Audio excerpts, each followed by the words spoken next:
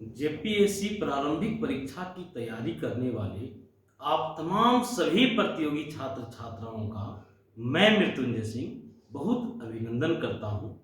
हम लोग पिछले वीडियो क्लास में अर्थव्यवस्था का एक महत्वपूर्ण टॉपिक नगरीकरण या शहरीकरण से ऑब्जेक्टिव प्रश्नों पर विमर्श कर रहे थे। अलग अलग समय में अलग अलग राज्यों में जो सिविल सेवा परीक्षाएं आयोजित हुई, उन परीक्षाओं में शहरीकरण टॉपिक से जो प्रश्न रहे थे, उन प्रश्नों का संग्रह हम लेकर के आए थे और उन प्रश्नों पर हम लोग चर्चा कर रहे थे। चर्चा की कड़ी में हम अंत में आप लोगों से एक प्रश्न पूछे थे। प्रश्न था, विश्व जनसंख्या दिवस कब मनाया जाता है? हालांकि बहुत सारे छात्रों ने जवाब नहीं दिया, सिर्फ 2 छात्रों का सही जवाब आया। थानेश्वर और नाजिया का जवाब आया, बिल्कुल सही जवाब था कि विश्व जनसंख्या दिवस 11 जुलाई को मनाया जाता है। इस संदर्भ में थोड़ी और जानकारी हम लोग एकत्र कर लें कि विश्व जनसंख्या दिवस मनाने का निश्चय 1989 में किया गया था। कब निश्चय किया गया था? तो 1989 में। और एक जानकारी हम देना चाहेंगे कि संयुक्त राष्ट्र विकास कार्यक्रम यूएनडीपी द्वारा यह निश्चय किया गया था 1989 में कि 11 जुलाई को विश्व जनसंख्या दिवस मनाना है। अब सवाल यह है कि 11 जुलाई को ही क्यों?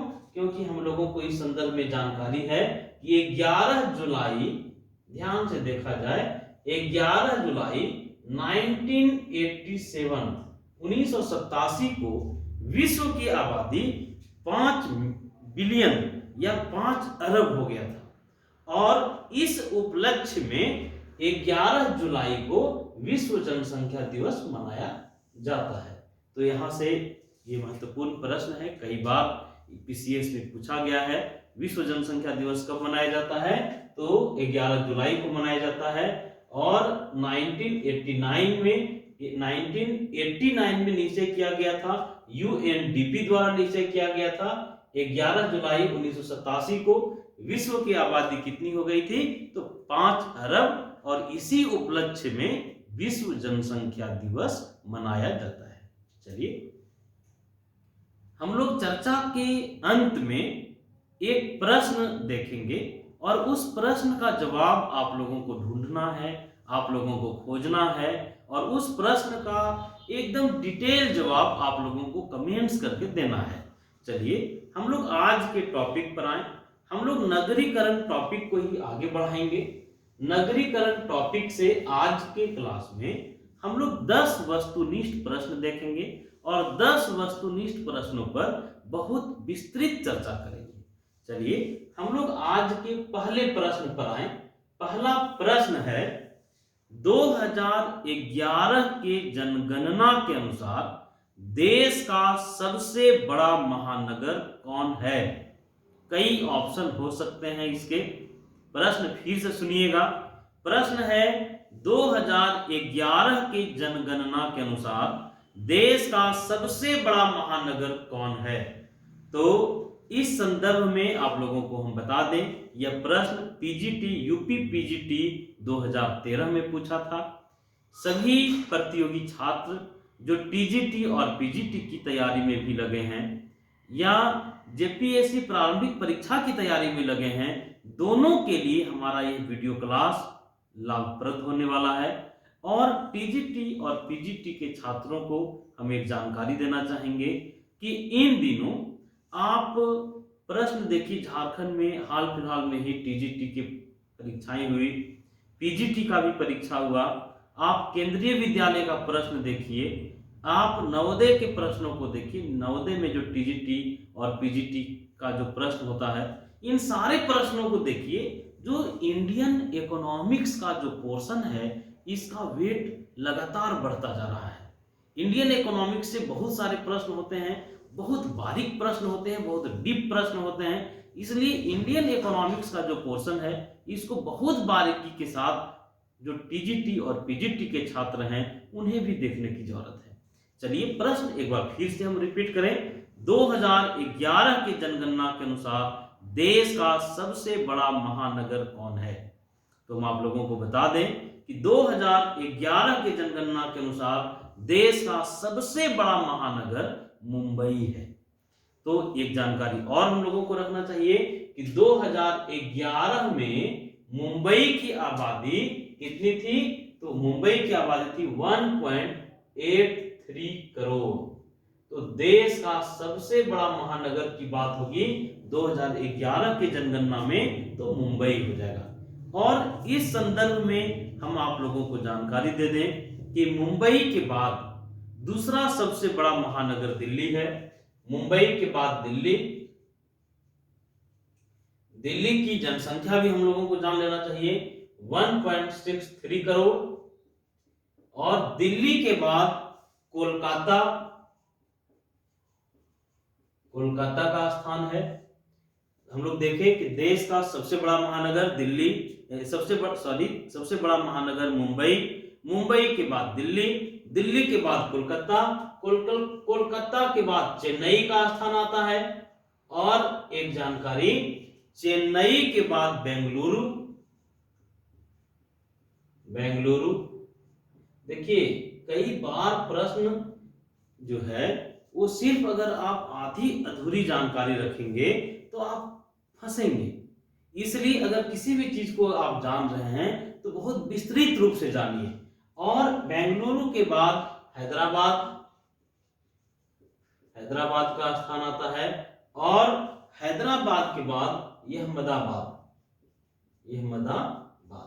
तो हम लोगों ने देखा कि देश का जो सबसे बड़ा महानगर है वह मुंबई है। और मुंबई के बाद दिल्ली की आबादी 1.63 करोड़। कोलकाता, इसकी आबादी है 1.40 करोड़। और ये आंकड़े हम लोग 2011 का देख रहे हैं।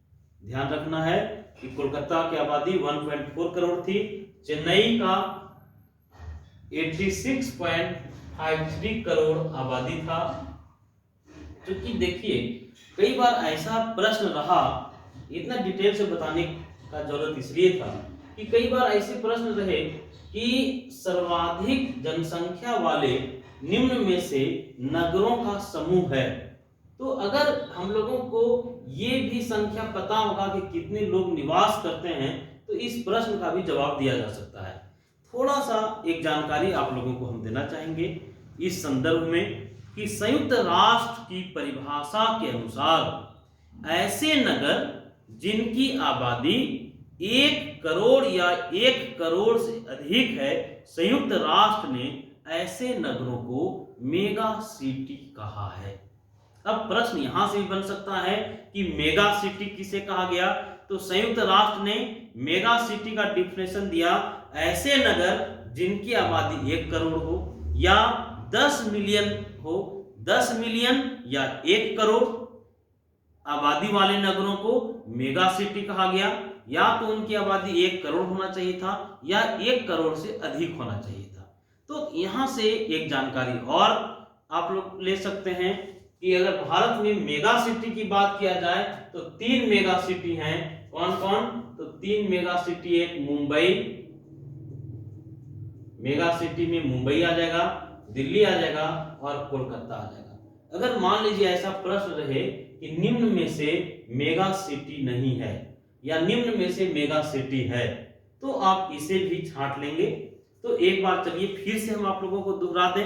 प्रश्न था 2011 की जनगणना के अनुसार देश का सबसे बड़ा महानगर कौन है? हम लोगों ने देखा देश का सबसे बड़ा महानगर मुंबई है। मुंबई की आबादी 1.83 करोड़ है। और हम लोग फिर देखें मुंबई के बाद दिल्ली का स्थान है, दिल्ली के बाद कोलकाता, कोलकाता के बाद चेन्नई, चेन्नई के बाद बेंगलुरु, बेंगलुरु के बाद हैदराबाद, हैदराबाद के बाद अहमदाबाद। अब हम लोग मेगा सिटी के बारे में भी देखें कि संयुक्त राष्ट्र ने एक परिभाषा दिया कि ऐसे सभी शहर, ऐसे सभी नगर जिनकी आबादी 1 करोड़ हो या 1 करोड़ से अधिक हो वे मेगा सिटी के श्रेणी में आएंगे। और अगर भारत के संदर्भ में बात किया जाए तो 3 शहर मेगा सिटी के श्रेणी में आते हैं। कौन कौन? तो हम लोग देख लिए मुंबई, दिल्ली और कोलकाता। तीनों ही क्यों आते हैं? क्योंकि मुंबई, दिल्ली और कोलकाता की आबादी 1 करोड़ से अधिक है। अब चलिए हम लोग आज के दूसरे प्रश्न पर आए। दूसरा प्रश्न ध्यान से सुनिएगा। दूसरा प्रश्न है, क्वेश्चन कितने बारीक होते हैं, कितने सूक्ष्म होते हैं, कितना छोटा छोटा बात को आपको ध्यान में रखना होगा, ये प्रश्नों को देखने के बाद आपको पता चल जाएगा। दूसरा प्रश्न है, ये यूपीपीसीएस प्रारंभिक परीक्षा 2010 में पूछा गया है। प्रश्न है, 2001 की जनगणना के अनुसार भारत के प्रथम वर्ग के नगरों का योगदान कुल नगरीय जनसंख्या में है। प्रश्न फिर से सुना जाए, 2001 की जनगणना के अनुसार भारत के प्रथम वर्ग के नगरों का योगदान कुल नगरीय जनसंख्या में है। यूपी पीसीएस में पूछा गया है, प्रारंभिक परीक्षा में पूछा गया है। हम लोग पिछले वीडियो क्लास में चर्चा किए थे कि जनसंख्या के आधार पर भारत में शहरों को 6 वर्गों में बांटा गया। हम लोग चर्चा किए थे कि भारत में जितने भी शहर हैं उन्हें जनसंख्या के आधार पर कितने वर्गों में बांटा जाता है? तो 6 वर्गों में बांटा जाता है। और हम लोगों ने यह भी चर्चा किया था कि जो श्रेणी 1 के नगर हैं या प्रथम वर्ग में जो नगर आते हैं उनकी आबादी कितनी थी? तो 1 लाख से अधिक जहां आबादी था, जिन शहरों की आबादी 1 लाख से अधिक था, उन शहरों को श्रेणी 1 के नगर में रखा गया। और प्रश्न अब देखिए, प्रश्न था 2001 की जनगणना के अनुसार भारत के प्रथम वर्ग के नगरों का योगदान कुल नगरीय जनसंख्या में है। तो ये 2010 में पूछा गया था क्वेश्चन। और एक जानकारी आप लोगों को दे दें कि 2001 में जो जनगणना हुई, उस जनगणना में प्रथम वर्ग के जो नगर थे वहां 62.32% आबादी निवास करती थी। फिर से सुना जाए, कोई अकबकी नहीं है, एकदम आराम से चीजों को आप समझिए। 2001 में जो जनगणना हुआ, 2001 के जनगणना में जो प्रथम वर्ग के नगर थे, प्रथम वर्ग के नगर का मतलब जिन नगरों की या जिन शहरों की आबादी 1 लाख से अधिक थी, उन शहरों में जो देश का कुल शहरी जनसंख्या है, उस शहरी जनसंख्या का 62.32% लोग निवास करते थे। बात को समझिए, कुल नगरीय जनसंख्या, जो कुल शहरी जनसंख्या थी 2001 में, उस कुल शहरी जनसंख्या का 62.32% लोग प्रथम वर्ग के नगरों में निवास करते थे। तो प्रथम वर्ग का मतलब आप लोग देख लिए थे। और हम लोग 2011 के आंकड़े को भी न छोड़ें, इसे भी ध्यान से देखें। तो 2011 के जनगणना में भारत के प्रथम वर्ग के नगरों की जनसंख्या का प्रतिशत कुल शहरी जनसंख्या का 73.69% हो गया। तो यहां से हम लोग देख लिए कि 2001 में प्रथम वर्ग के जो नगर थे वहां कुल नगरीय जनसंख्या का 62.32% लोग निवास करते थे। और 2011 के जनगणना के आंकड़े बताते हैं कि प्रथम वर्ग के नगरों में कुल नगरीय जनसंख्या का 73.69% लोग निवास करते थे। इस संदर्भ में और भी कुछ जानकारी आपके साथ हम शेयर कर दें। 2011 के जनगणना के अनुसार भारत के द्वितीय वर्ग के नगरों में, दूसरे वर्ग के नगरों में 10.96% कुल नगरीय जनसंख्या का 10.96% लोग रहते थे। तीसरे वर्ग के श्रेणी में, तीसरे वर्ग की श्रेणी के जो शहर थे उसमें 15.43% कुल नगरीय जनसंख्या का निवास करते थे। तो हम लोग अगर किसी भी प्रश्न को देखें तो उस प्रश्न के बारे में बहुत डिटेल जानकारी अपने पास रखें। प्रश्नों को किसी भी तरह से घुमाएं। अगर आपके पास डिटेल जानकारी होगा तो आप किसी भी तरह के प्रश्न को घुमाने पर भी आप सही कर लेंगे। तो दो प्रश्नों को हम लोगों ने देख लिया। तो 2001 की जनगणना के अनुसार भारत के प्रथम वर्ग के नगरों का योगदान कुल नगरीय जनसंख्या में कितना था? तो हम लोग देखें 2001 की बात की गई तो 62.32%, लेकिन 2011 में कुल नगरीय जनसंख्या में प्रथम वर्ग के शहरों का योगदान बढ़ के कितना हो गया? 73.69%। चलिए हम लोग तीसरे प्रश्न पर आते हैं। तीसरा प्रश्न बहुत ध्यान से आप लोग सुने, हमें कोई जल्दीबाजी नहीं है, हम बहुत आराम से हर प्रश्न को देखेंगे, हर प्रश्न को बताने का प्रयास करेंगे। और 10 ही प्रश्न, अगर सोचिए, अगर 10 प्रश्न भी हम लोग प्रतिदिन देखें, और चूंकि 10 प्रश्न कहने के लिए है, उसकी पूरी व्याख्या होती है और उससे भी कई प्रश्न तैयार हो जाते हैं, तो 10 प्रश्न को भी अगर मान लिया जाए तो महीना में हम लोगों के पास 300 प्रश्नों का संग्रह तैयार हो जाएगा। तो निरंतरता बहुत जरूरी है। अगर 10 प्रश्न ही अगर रोज देखा जाए तो एक महीना में हम लोगों के पास 300 प्रश्नों का संग्रह तैयार हो जाएगा। चलिए हम लोग तीसरे प्रश्न पर आए। तीसरा प्रश्न है, भारत की कुल नगरीय जनसंख्या में 2001 में 10 लाखी नगरों का प्रतिशत योगदान है। हम लोग पिछले क्लास में चर्चा किए थे कि जिन नगरों का या जिन शहरों का आबादी 10 लाख या 10 लाख से अधिक है उसे हम लोग महानगर कहते हैं। 10 लाखी नगरों का प्रतिशत जानना था। भारत की कुल नगरीय जनसंख्या में 10 लाखी नगरों का प्रतिशत योगदान था। ये प्रश्न यूपीपीसीएस में पूछा गया था, मेंस में पूछा गया था, 2006 में पूछा गया था। तो आप लोगों को इस संदर्भ में बता दें कि 2001 की बात अगर किया जाए तो भारत की जो कुल शहरी जनसंख्या है उस कुल शहरी जनसंख्या का 37.8% लोग कैसे शहरों में रह रहे थे? जिन शहरों की आबादी 10 लाख से अधिक थी, या जो हम लोग देख लिए कि 10 लाखी नगर इनको कहे या इनको आप महानगर कह सकते हैं। तो 2001 में कुल शहरी जनसंख्या का 37.8% आबादी 10 लाखी नगरों में या शहरों में निवास करती थी।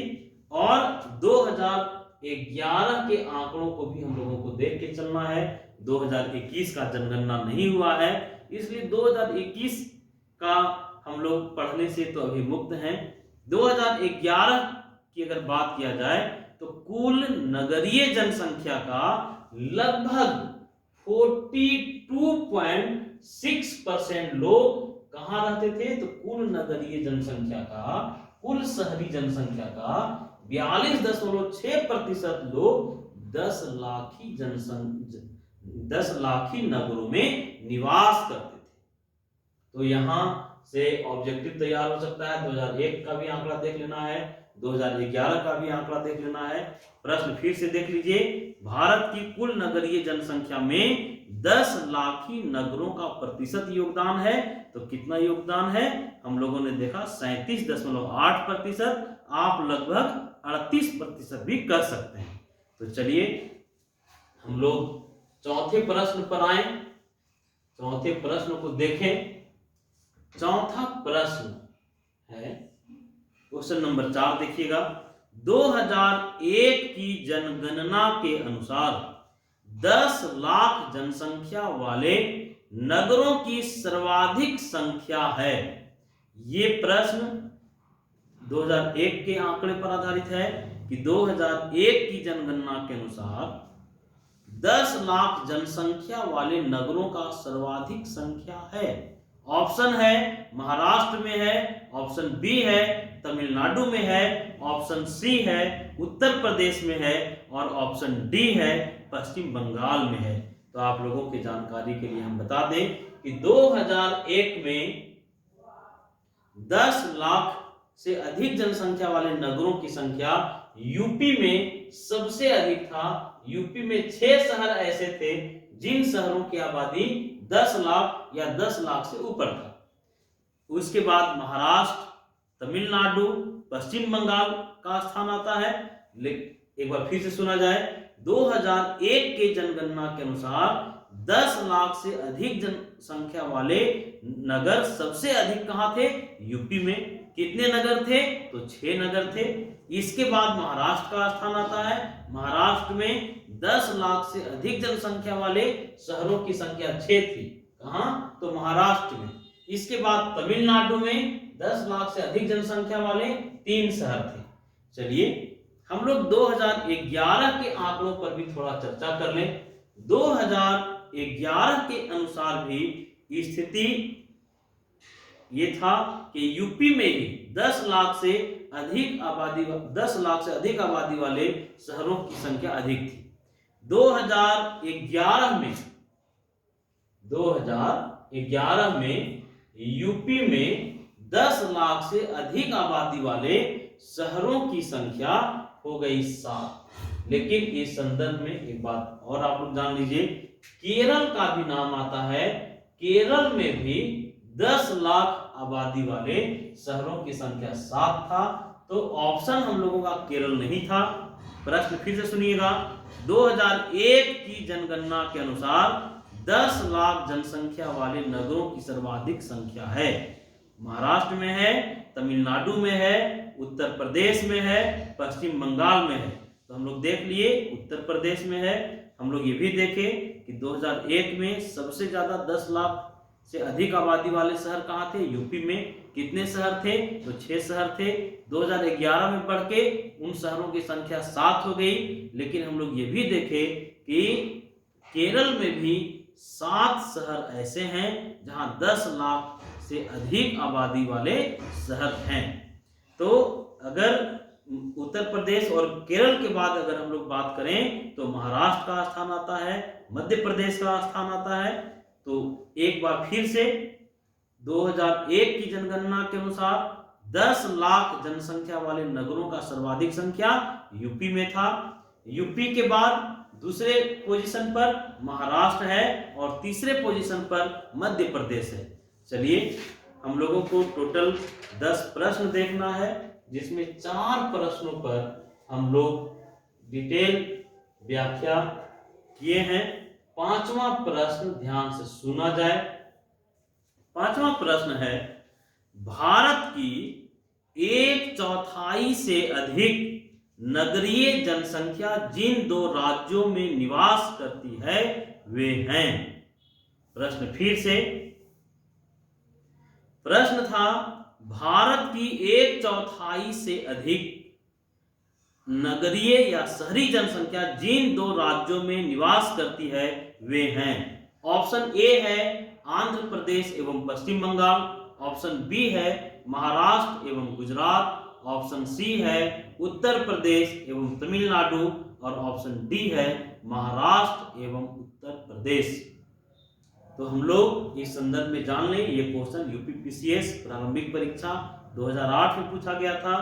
अगर महाराष्ट्र और उत्तर प्रदेश के शहरी जनसंख्या को जोड़ दिया जाए तो भारत की कुल शहरी जनसंख्या के 25% से अधिक हो जाएगा। और 2001 में भी ये स्थिति थी और 2011 में भी यही स्थिति था।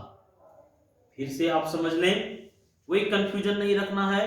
प्रश्न था भारत की 1/4 से अधिक शहरी जनसंख्या जिन 2 राज्यों में निवास करती है वे हैं। तो उसमें कौन से 2 राज्य हैं? महाराष्ट्र एवं यूपी। हम लोग देखें कि महाराष्ट्र और यूपी की शहरी जनसंख्या को अगर जोड़ दिया जाए तो भारत की जो कुल शहरी जनसंख्या है उसका 25% से अधिक महाराष्ट्र और यूपी में निवास करता है। और 2001 और 2011 के जनगणना के अनुसार स्थिति एक जैसी ही है। चलिए हम लोग छठे प्रश्न पर आए। छठा प्रश्न देखें। प्रश्नों का स्तर आप लोग देख रहे हैं किस तरह के प्रश्न होते हैं। छठा प्रश्न है, निम्न में कौन सा भारत का सर्वाधिक नगरीकृत राज्य है? निम्न में से कौन सा भारत का सर्वाधिक नगरीकृत राज्य है? मतलब किस राज्य में सबसे ज्यादा शहरी आबादी रहती है?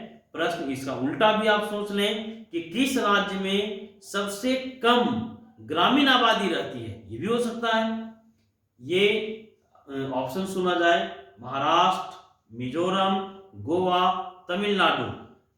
हम लोग जानते हैं कि अगर हम लोग जनगणना 2001 की बात करें, जनगणना 2011 की बात करें, दोनों ही स्थिति में, दोनों ही जनगणना में गोवा सर्वाधिक शहरी राज्य है। कौन सा राज्य? तो गोवा।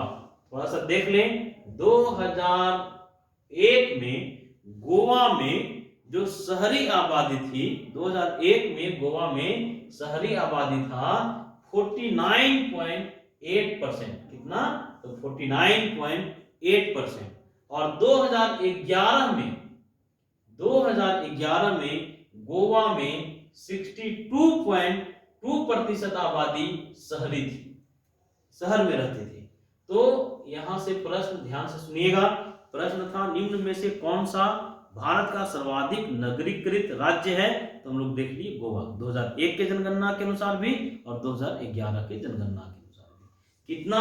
तो 2001 में 49.8% आबादी शहरों में रहती थी गोवा में, और 2011 में 62.2% आबादी शहरों में निवास करती थी। अब चलिए हम लोग 7वें प्रश्न पर आ रहे हैं। 7वां प्रश्न ध्यान से सुना जाए। 7वां प्रश्न है, 2011 की जनगणना के अनुसार भारत के निम्न राज्यों में किस राज्य की सकल जनसंख्या के सापेक्ष, मतलब कुल जनसंख्या के सापेक्ष शहरी जनसंख्या का प्रतिशत सबसे कम है? शहरी जनसंख्या सबसे कम है, मतलब ग्रामीण जनसंख्या सबसे अधिक होगा। ये समझने वाली बात है। प्रश्न फिर से, प्रश्न है 2011 के जनगणना के अनुसार भारत के निम्न राज्यों में किस राज्य की सकल जनसंख्या के सापेक्ष नगरीय जनसंख्या का प्रतिशत सबसे कम है? ऑप्शन थे हिमाचल प्रदेश, उड़ीसा, झारखंड, राजस्थान। तो इसका आप जवाब सुन लीजिए कि हिमाचल प्रदेश देश के सभी राज्यों और केंद्र शासित प्रदेशों में नगरीय जनसंख्या या शहरी जनसंख्या का प्रतिशत सबसे कम है। मतलब हिमाचल प्रदेश में सबसे कम शहरी जनसंख्या है, चाहे वो केंद्र शासित प्रदेशों की बात किया जाए, चाहे राज्यों की बात किया जाए। 2011 के जनगणना में हिमाचल प्रदेश में मात्र 10% शहरी आबादी थी, मात्र 10%। मतलब 90% आबादी हिमाचल प्रदेश में कहां निवास करती है? तो गांवों में निवास करती है। अब ऑप्शन को देखा जाए और उस ऑप्शन के संदर्भ में भी हम लोग कुछ चर्चा कर लें कि 2011 के जनगणना के अनुसार भारत के निम्न राज्यों में किस राज्य की सकल जनसंख्या के सापेक्ष नगरीय जनसंख्या का प्रतिशत सबसे कम है? तो हम लोग देख लिए कि हिमाचल प्रदेश ऑप्शन था, वहां 10% शहरी आबादी है।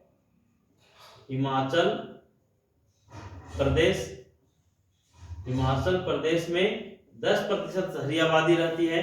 अगर हम लोग उड़ीसा की बात करें, अगर उड़ीसा की बात किया जाए तो उड़ीसा में 16.7% आबादी शहरों में निवास करती है। अपने झारखंड की बात कर लें तो झारखंड की 24% आबादी शहरों में निवास करती है। और राजस्थान में, अगर राजस्थान की बात करें तो राजस्थान में 24.9% आबादी शहरी है। तो हम लोग देखें, ये प्रश्न कई बार पूछा गया है। 2011 के जनगणना के अनुसार भारत के निम्न राज्यों में से किस राज्य की सकल जनसंख्या के सापेक्ष नगरीय जनसंख्या का प्रतिशत सबसे कम है?